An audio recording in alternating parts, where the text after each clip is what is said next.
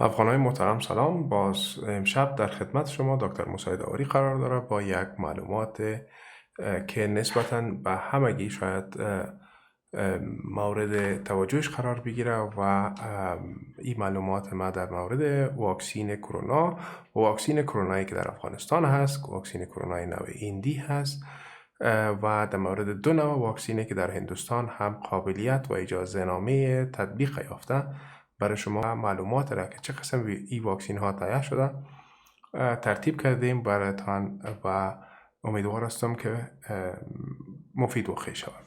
اولا یادآوری باید بکنم که از کشور هندوستان کشور دوست و کشور همسایه و به اصطلاح کشوری که در همیشه برای ما کمک کرده تشکری باید کنیم و واقعا همکاری ها از او مانند ای که به مردم خود واکسین تهیه کرد و تطبیق کرد برای ما هم به شکل رایگان واکسین در خدمت افغان ها و دوست و مملکت همسایه خود قرار داد.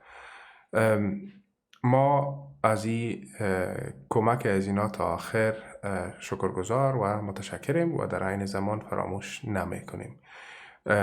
بیاییم سر موضوع واکسین های نوع شماره 1 که کوواکسین است که در هندوستان قابل استفاده هست و همچنان در افغانستان و دومش کوویشیلد است.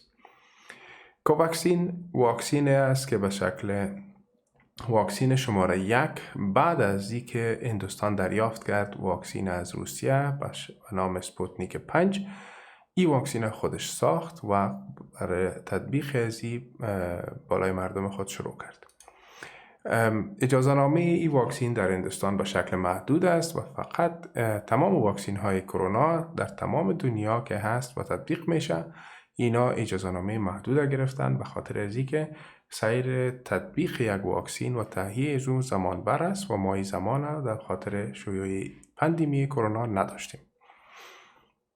واکسین کرونا نوع کوواکسین ایندی یک واکسین غیر فعال است. به این معنی که این به اساس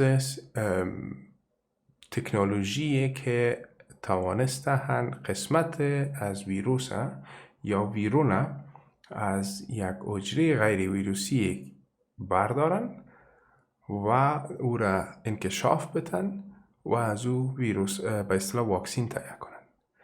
به اساس این تکنولوژی ساخته شده و این تکنولوژی یک تکنولوژی هست که همیشه ما در سابق هم از این استفاده میکردیم برای تهیه واکسین ها مانند واکسین فلج اطفال.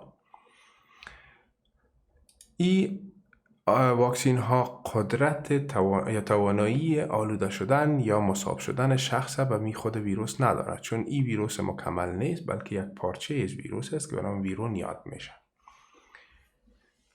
و در این زمان وقتی که این پارچه از ویروس داخل بدن ما میشه سیستم دفاعی بدن آماده میشه به تولید انتیبادی در مقابل این پارچه‌ای که به اصطلاح جسم خارجی است داخل شده. انتیبادی که برای در مقابل از این تهیه میشه اینا به سیستم دفاعی حافظوی انتقال میکنه و به اصطلاح کد ازی در مقابلش سلاح ساخته میشه. این سلاح ها در مراکز که به نام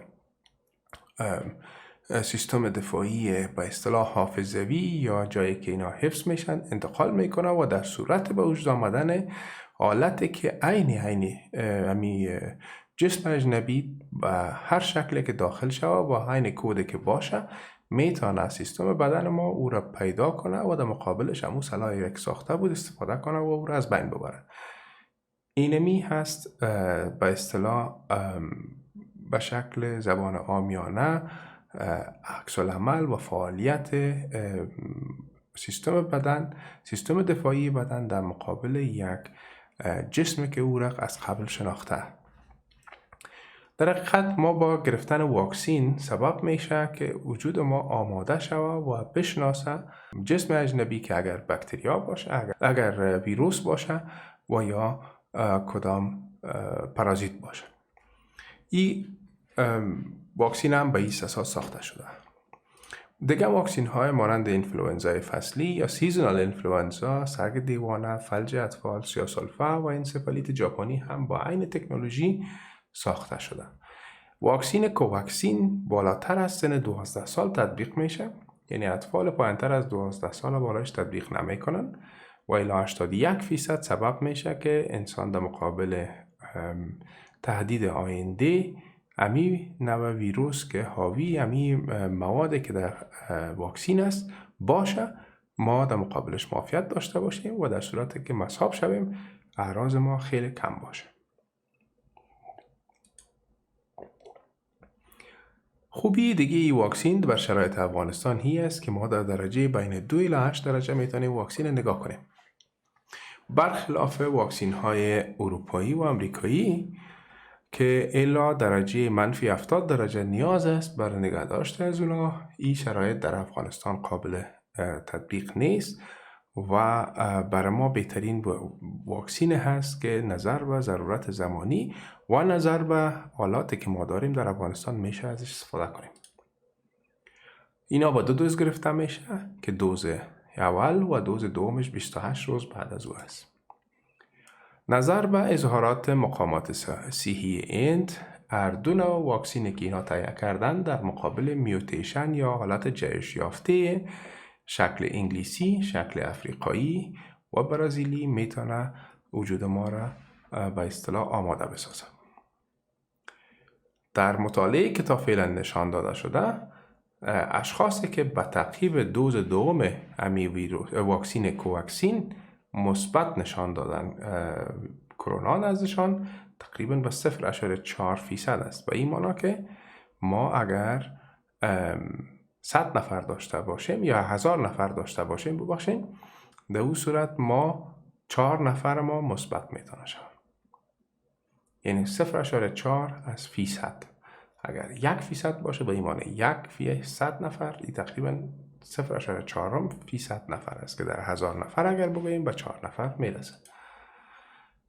نوع دومش واکسین است که به نام کوویشیلد یاد میشه. این واکسین هم به شکل محدود اجازه استفاده را داره، خصوصا در حالاتی که انتشار مرض از کنترل خارج میشه و ضرورت ما با یک وقایع آنی امرجنسی داریم. این برای اشخاص بالاتر از 18 سال میتونه تطبیق شود. محصول مشترک شرکت های ایندی و آکسفورد استرازینیکا. البته باید بگویم که استرازینیکا هم در اروپا واکسین ساخت، اما به خاطر از اینکه بعضی از عوارض جانبی که از نظر فیصدی واقعات بگویم خیلی کم است، اما جداییج به وجود آمد، به خاطر از او ایره غیر فعال به حساب سیستم واکسینیشن استرازینیکا غیر فعال شد در اروپا و امریکا. یا دلایل دیگه هم موجود بود، به خاطر از اینکه استرازینیکا را بکشن واکسین جدیدی که در به اساس تکنولوژی جدید تهیه شده او را قابل استفاده قرار بدن.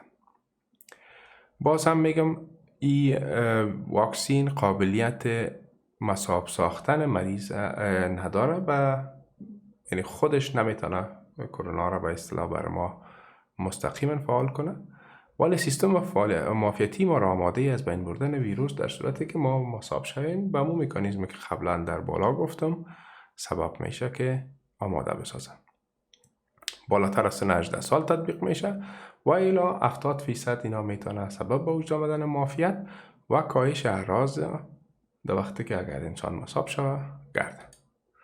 این هم با 2 دوز تطبیق میشه به فاصله 28 روز و نظر به اظهارات مقامات هندی مانند ویروس کوواکسین این مقابل نوع میوتیت شکل انگلیسی، افریقایی و برازیلی هم مؤثر است. یک مطالعه که نشان میده فعلا که تقریبا 0.03% افرادی که کووید را بهشان مثبت است بعد از دوز دوم نشان میده که در حقیقت از نظر باز گرفتن دوباره کرونا ویروس نزد اشخاص نظر به این مطالعه که گفته شده مقدارش خیلی کم است، یعنی در 10,000 نفر فقط 3 نفر. با شرایط فعلی نظر به این که من توصیه کنم که کی واکسین بگیره و کی نگیره، باید معلومات به شکل آدم وقتی که ارزیابی میکنه ببینه و بگیره که کدامش فایده داره و در کجا هست ما نقص میکنیم.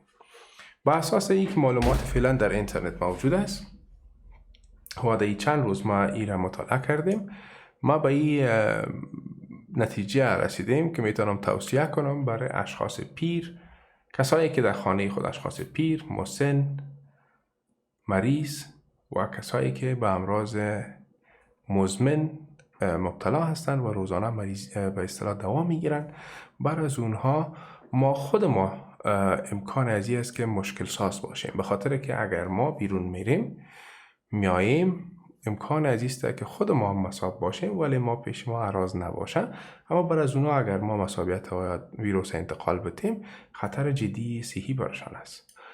به او خاطر باید عملا ما اقدام کنیم. اگر شخصی که مسن باشه در خانه داشته باشیم، مریض مزمن مانند فشار بلند، دیابت، مشکلات سیستم تنفسی اگر داشته باشه، مشکلات قلبی داشته باشه، اینها را باید واکسین کرد.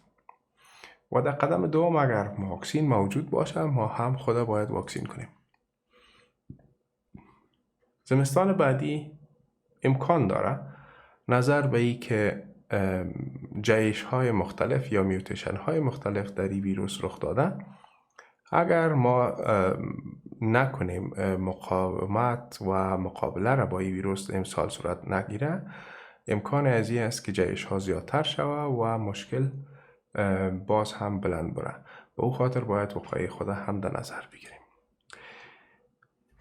این معلومات میتونین به همه هموطنان ما، کسایی که فکر میکنین نیاز داره و به نظر ما همگی ضرورت به معلومات داره که باید داده شود برشان، به اشتراک بگذارین و به این حساب در ثواب ازی هم خودتان و هم مرا شریک بسازین.